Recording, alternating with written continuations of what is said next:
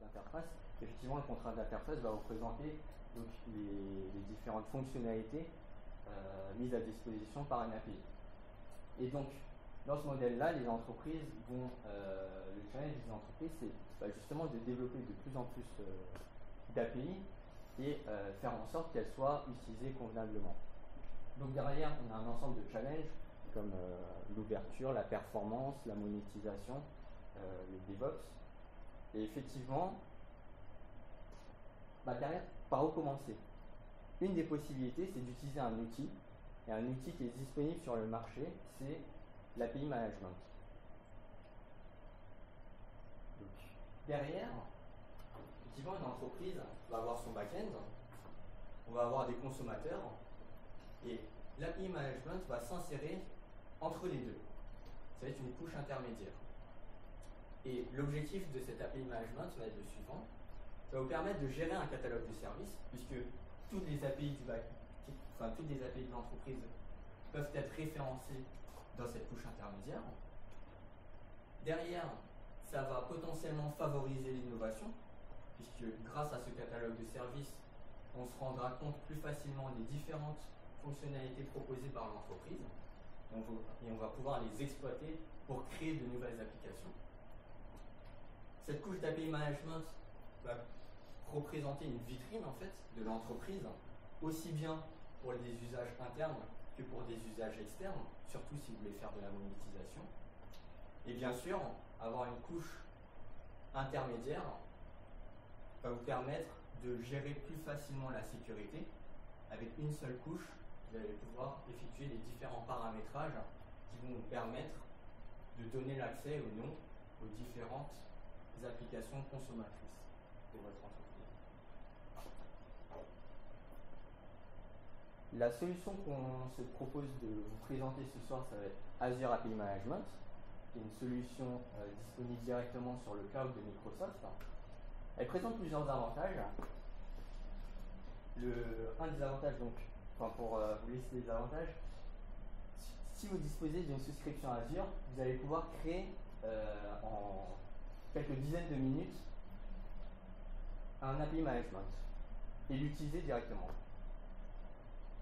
Derrière, vous allez pouvoir réexploiter des compétences en interne, si vous êtes sur Microsoft. Et à mon goût, les plus gros avantages qui viennent du cloud, c'est de bénéficier du modèle SaaS, c'est-à-dire que la facturation va dépendre de la capacité que l'on sélectionne. Et si on se rend compte que nos API sont très populaires, on va avoir une montée de la consommation, donc il faudra adapter la plateforme à cette charge. Et à ce moment-là, grâce au cloud, vous allez pouvoir facilement modifier le nombre d'instances qui pourront traiter la demande. Derrière, pas de maintenance de l'infrastructure, pas de maintenance réseau, donc beaucoup plus de facilité en termes de gestion opérationnelle de la plateforme.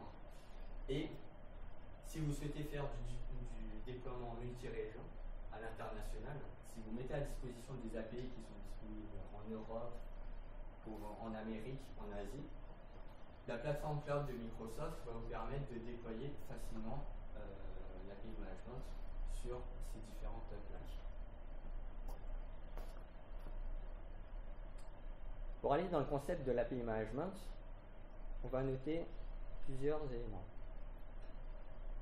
Ça va se présenter par différents portails. Donc, dans un premier temps, lorsqu'on développe une API, on aura des équipes qui vont publier, qui vont exposer leurs API sur l'API Management. Donc ça va se passer derrière le portail Azure où ils pourront effectuer les différentes configurations. Ces API seront exposées sur la passerelle et pourront être consommées par les applications. Et derrière, dans l'autre sens, les développeurs ont accès à un portail développeur où ils pourront consulter le catalogue de services, le catalogue d'API à disposition et souscrire aux API qui les intéressent.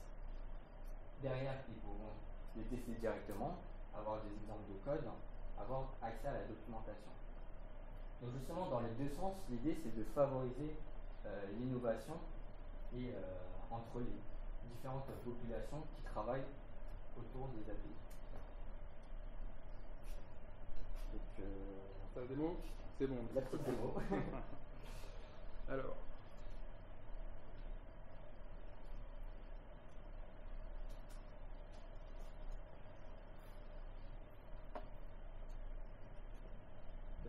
Donc ici, je suis sur le portail Azure, comme le disait Laurent, donc j'ai créé ma ressource outil Pass. Donc l'avantage, c'est que je n'ai pas de serveur à gérer, j'ai uniquement mon infrastructure, enfin mon service à gérer.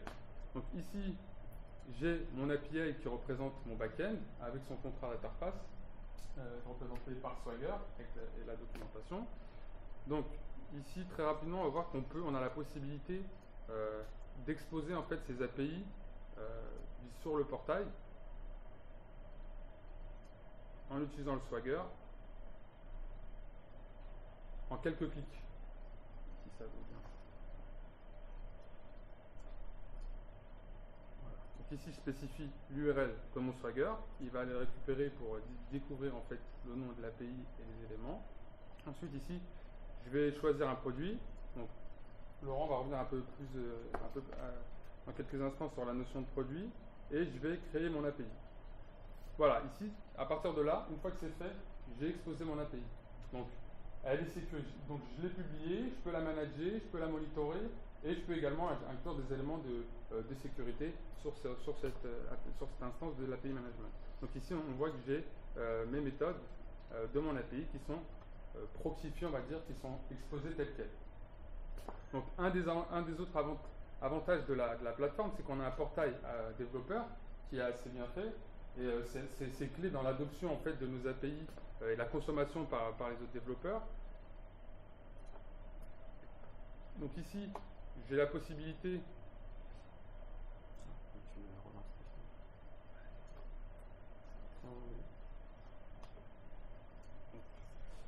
J'ouvre le portail développeur. J'ai mon API. Voilà. Ça, c'est l'API que je viens d'exposer. Donc je clique dessus. J'ai la documentation qui me décrit techniquement les différentes opérations et les paramètres nécessaires pour pouvoir appeler. Donc, ensuite, ici, ce qui est bien, c'est qu'on a, pour faciliter l'adoption, pour être un accélérateur, on a les bouts de code sur les différents, les proxys sur les différents langages de programmation qui permettent en fait de le récupérer et de l'appeler tel quel. On a également la possibilité d'essayer ici, depuis le portail développeur, directement nos API. On fait un appel et on a la réponse directement de l'API du back, en spécifiant tous les paramètres. Voilà. Donc, il y a la deuxième partie juste après. Donc là, vous voyez que c'est assez simple d'exposer une API en fait. Donc on a juste besoin d'un contrat d'interface, on le renseigne et c'est disponible sur l'API management, consultable par les développeurs de l'entreprise. Ou les développeurs externes. Donc justement, on a une notion intéressante qui est la notion de produit dans l'API management. Alors la notion de produit, on la rattache vraiment à un profil de consommation. Supposons que je sois une agence de voyage. Je vais mettre par exemple à disposition une API pour présenter les points d'intérêt et une API pour présenter des itinéraires, par exemple. Eh bien, sans modifier mes API, sans modifier mon back-end, je vais pouvoir les exposer sur l'API management et créer des produits. Vous savez, des sortes de bundles, des packages, où justement derrière, en fonction du consommateur, on aura un comportement différent qui sera lié en fait à la configuration qu'on aura faite dans l'API management. Donc dans cet exemple, je vais par exemple, je vais mettre en place un produit découverte où n'importe qui pourra utiliser ce produit, un développeur lambda, ça peut être des équipes pendant un hackathon, et ces utilisateurs pourront consommer l'API pour trouver les points d'intérêt, mais avec un usage restreint, moins d'informations ou alors il sera possible de configurer un quota pour limiter l'utilisation sur ce produit. En revanche, on va pouvoir créer d'autres types de produits. Un produit pour les partenaires presse qui auront accès aux deux API, ils auront accès aux points d'intérêt et aux itinéraires, avec certaines restrictions en fonction des opérations. Et on peut créer un produit, un autre profil pour les partenaires B2B Premium, où pour eux, justement, on va pouvoir leur donner accès à toutes les API. Et derrière, ce qui est intéressant, c'est dans le cas où votre entreprise est dans une logique de monétisation. On pourra facturer, par exemple, ce produit et ce produit d'une façon différente. Peut-être un montant plus élevé pour celui-ci parce qu'il vous permet d'accéder à plus d'API derrière, avec de meilleurs services. Et là, on va voir comment la configuration s'effectue sur le portail Azure. Donc, je reprends mon exemple de tout à l'heure. Donc, ici, en fait, je vais pouvoir appliquer des policies selon différents types. Donc, il y a des policies de transformation, de sécurité, de limitation, etc. Donc, ici, je vais appliquer une policy assez simple au niveau en fait, du produit. Pas au niveau des API ou de l'opération, mais au niveau du produit. Mais on a également la possibilité de le faire soit au produit, API ou opération. On a cette liberté ici, cette liberté-là. Donc ici, je vais sur mon produit, je récupère juste le morceau de code. Ah non, je l'avais déjà préparé. Donc j'ai inscrit lorsque j'ai publié mon API, j'ai choisi le produit Meetup API. Donc je vais setter une API, une policy au niveau du produit. Et donc toutes les opérations qui seront liées aux API qui sont liées au produit seront affectées par cette policy. Donc ici, je vais faire un rate limit call qui va limiter en fait le nombre d'appels qu'on peut faire sur une période de 60 secondes sur une API.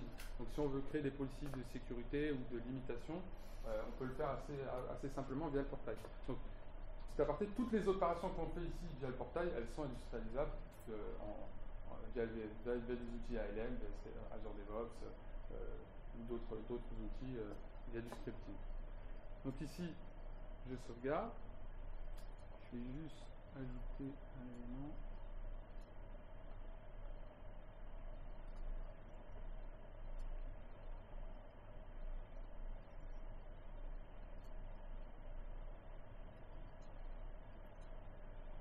Comme un API pour setter l'URL du backend.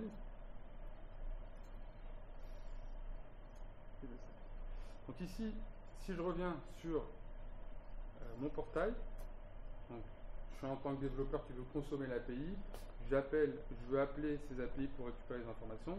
Donc lorsque j'appelle, j'ai une réponse 200 OK avec la valeur en 10 heures. Et donc via la policy, si j'effectue beaucoup de requêtes, voilà, je limite avec un 429, to many request qui m'indique que j'ai dépassé le quota et donc je suis limité. Et en fait, ces policies vont permettre en fait de créer une couche de sécurité et une couche de gouvernance sur la manière dont on va exposer aussi bien en interne qu'en externe. C'est un peu plus important. Voilà pour les policies. Il y avait autre chose ? Très bon point. La partie analytics. Donc, une fois qu'on a exposé ces API, on a mis de la sécurité, on a restreint, on a tout configuré. Et l'objectif, pour pouvoir améliorer nos API et aussi voir l'usage qu'en font les utilisateurs, c'est de avoir une couche d'analytics en fait sur l'utilisation de mon API, que ce soit en interne sur les différents services qui vont venir consumer mon API, mais également sur l'externe pour savoir quelle région, par exemple, utilise plus mon API et dans ce cas-là, faire des évolutions sur certains points. Donc ici, en standalone, sur la partie analytics, qui est encore en preview, on a une timeline sur les requests qui ont été faites sur la partie gateway de l'API management, les data transfers, response time, etc. Mais on a également d'autres axes d'analyse, donc les régions qui consomment plus mon API, avec les transferts de données, le nombre temps moyen de réponse, plus d'infos, les API qui sont le plus utilisées, donc ici j'en ai qu'une, l'opération, une API, les opérations dans mes API qui sont le plus utilisées, avec possibilité de faire un drill down le nombre d'utilisations. La partie produit qui est liée aux API, où on va pouvoir définir quel produit est le plus utilisé et ségréguer en fait les accès à mon API en fonction du contexte fonctionnel. La partie souscription et les utilisateurs. Où aujourd'hui, on a un utilisateur qui, pour aller sur le portail, un développeur, pour aller sur le portail, il a la nécessité de se loguer, et donc on va pouvoir avoir l'utilisation par développeur, par consommateur, sur les API auxquels il s'abonne sur notre API management. Voilà. Donc tout ça, toujours sans modifier le back-end, et toujours sans modifier le back-end,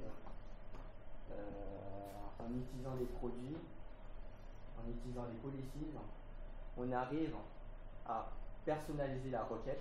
On a une requête entrante, au niveau de la PIM, on fait une transformation, celle qu'on souhaite mettre en place. Et derrière, le back-end on va pouvoir sécuriser le back-end, par exemple, en mettant le cas. On va pouvoir mettre du cache au niveau de l'API management pour pouvoir faire en sorte de moins solliciter le back-end. On va pouvoir faire des transformations de syntaxe, modifier des verbes HTTP par exemple, ou bien rajouter des entêtes, transformer la requête ou bien le corps du message. On pourra effectivement transformer des messages de XML vers JSON ou de JSON vers XML via des policies natives. Et derrière, si on va aller encore plus loin, on a des policies pour effectuer des opérations spécifiques avec des if, else. On peut rajouter du code C# si on souhaite manipuler les requêtes vraiment à un niveau plus détaillé pour modifier par exemple vraiment le corps du message. Et tout cela va vous permettre de moduler l'utilisation de vos API.